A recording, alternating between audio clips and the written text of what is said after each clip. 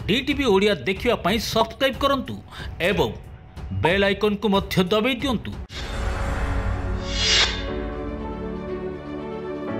ओम नीलाचल निवासाय नित्याय परमात्मने बलभद्र सुभद्राभ्याम जगन्नाथाय ते नमः।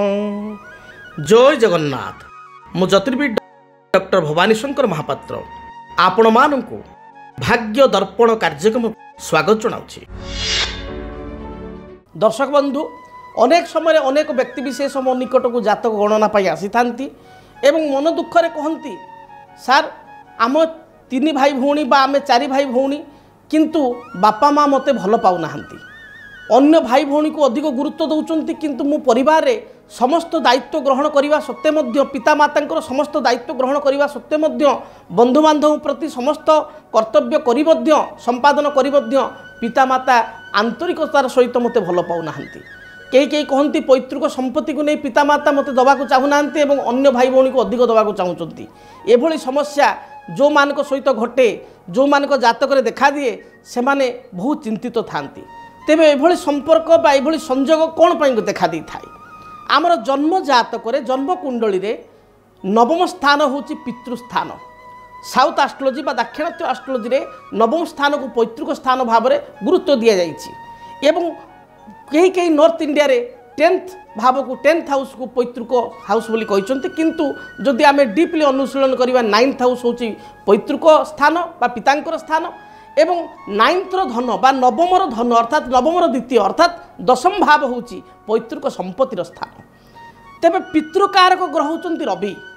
जदि आपणक जन्म जातक आपणक सहित यदि एभली घटना घटुଥାଏ आपण निजे देखंतु, आपणक जन्म जातक जदि रवि शनि एकत्र भाव में सिंह राशि रही, जदि आपणक जन्म जातक रवि शनि एकत्र कुंभ राशि रही, जदि आपणक जातक एकाकी रवि धनुराशि रही, जदि आपणक जन्म कुंडली रे तृतीय रे राहु नवम रे केतु रही बा तृतीय रे केतु नवम रे राहु रही, एपरि स्थिति रे आपण देखिबे जे आपणकर पैतृक संपत्ति को नहीं किछिटा विवाद रहिबो किंबा आपण घर पाई परिवार पाई समस्त दायित्व उत्तरदायित्व को निर्वाह करने पर बापा माँ तरफ जी आपको ब्लेसिंग मिलिया कथा बा जी भल पाइबा मिलिया कथा सेतिक मिलिबो नाही।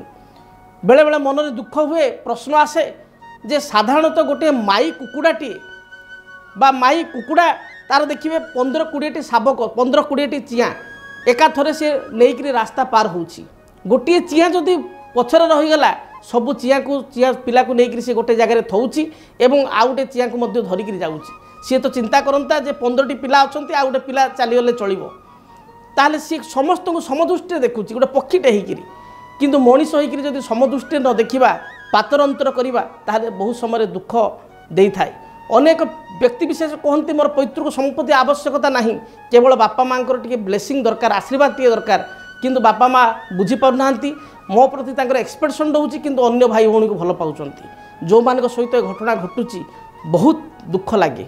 जदि आपण जीवन में एभली समस्या देखा दूए, जदि आपण पैतृक कथा को नहीं पिता कथा को नहीं जदि आप व्यस्त था पिता पुत्र भितर झगड़ा होता है बा बेले बेले जदि पिला माने भी अबुझा होता पिला माने आपण कंट्रोल रहू न थांती, ताहले आपण एक सूक्ष्म प्रतिकार करेंगे लाल किताब अनुजाई।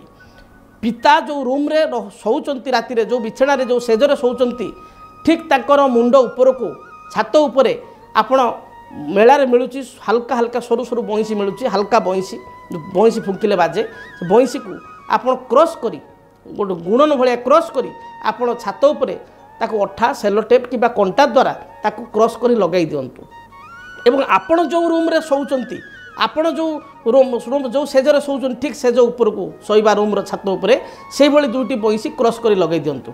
जे भली पितांकर दृष्टि से ऊपर को पड़िबो, जो बंशी क्रॉस थिबा बंशी छात उपरे थिबा बंशी को पड़िबो एवं आपण दृष्टि मध्य छात उपरे थिबा बंशी को पड़िबो।